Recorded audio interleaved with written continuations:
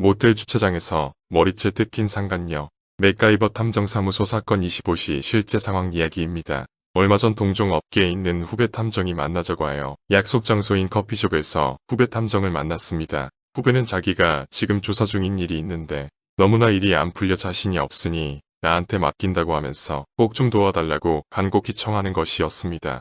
저는 뻔하게 쉬운 사건은 잘 맞지 않는 편인데요. 다른 탐정이나 흥신소에서 실패하고 힘들고 어렵다고 하는 일 등을 가끔 맡아서 처리해주고 합니다.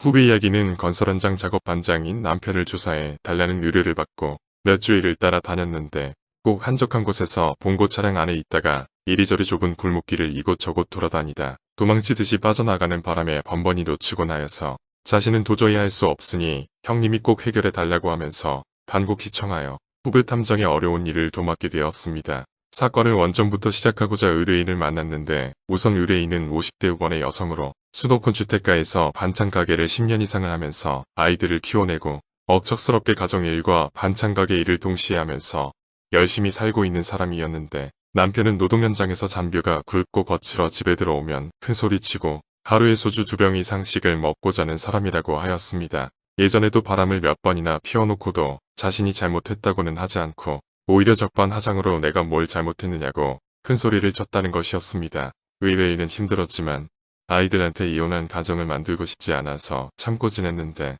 이젠 아이들이 어느 정도 크고 이제 장성한 아들도 엄마를 적극적으로 도와준다고 하여 이번에 어떻게 해서든지 반드시 잡아서 이혼을 하던지 바람피는 버릇을 혼내준다고 단단히 벼르고 별러 일을 시작하셨다고 말씀하셨습니다. 남편 성향과 요즘 일하고 있는 현장 등에 대하여 상세하게 물어보았습니다. 저는 다른 탐정이나 흥신소 사람들하고 다른 점이 있다면 흥신소 조사 기법에 형사수사 기법을 가미한 탐정 업무를 하고 있다는 점입니다. 그래서 형사생활부터 상세하게 질문하던 습관이 몸에 배어서 의뢰인에게 남편에 대해서 상세하게 물어보았습니다. 요즘 남편은 어떤 잡부 여자를 태우고 현장에 다닌다고 했습니다. 저는 현장인 서울마포와 잡부 여자가 사는 동네를 일단 확인하여 남편의 이동 동선에 직원들 몇 사람을 배치시켰습니다. 남편은 아침에 집에서 나와 자신의 승합차를 몰고 상간녀로 추정되는 여자의 집 근처까지 가서 여자를 픽업하여 현장으로 출발했습니다. 일을 마치면 주로 사람이 다니지 않는 고가도로 밑에 있는 음침한 곳에 차량을 세워놓고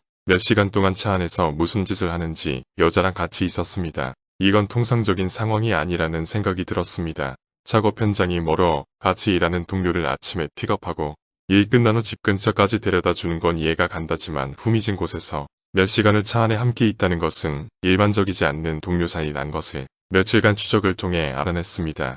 의뢰인한테 연락이 와서 남편이 보통 주말에는 일하지 않는데 이번 주말에 일하러 나간다고 미리 이야기하는데 아무래도 여자랑 만날 것 같으니 잘 봐달라고 말했습니다. 이상하게 의뢰인들의 이런 당부를 들으면 거의 90% 정도는 적중합니다. 아마 함께 지낸 세월과 배우자가 거짓말을 하는 순간 여자들은 본능적으로 알아채는 것이 아닌가 싶었습니다.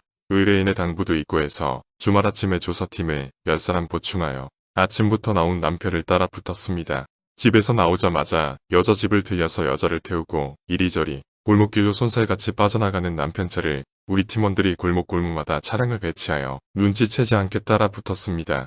남편은 여자를 태우고 30분가량을 운전하여 모텔로 긴급하게 들어가 버렸습니다. 모텔 주차장으로 들어가는 차량을 촬영하고 의뢰인한테 전화해서 이쪽 상황을 이야기하니까 말이 끝나기도 전에 주차장에 남편 차량 사진을 보내주었습니다. 아들한테 보여주고 함께 현장에 오려고 한다고 하며 내 눈으로 현장을 봐야 남편이 나중에 엉뚱한 소리를 하지 않는다고 하면서 직접 모텔까지 아들을 대동하고 왔습니다. 부인은 남편의 차량 키를 하나 더 가지고 있었고 아들과 함께 모텔 주차장에 세워둔 승합차 뒷좌석에 타고 있다가 남편이 나오면 확실히 일을 마무리한다고 했습니다. 우리한테 남편이 자신을 때리면 폭행으로 경찰에 신고해 달라고 했습니다. 그러고는 진짜로 남편의 승합차 뒷자리로 아들과 같이 타는 것이었습니다. 밖에서 보이지 않게 바짝 몸을 숙여 숨어 있었습니다. 몇 시간 뒤에 남편과 상간녀가 일을 치르고 흡족한 표정을 지으며 모텔에서 나와서 차량에 올라타고 출발하려고 하는 순간 상간녀의 머리채를 뒤에서 잡아당기면서 큰 소리로 부인은 울부짖었습니다.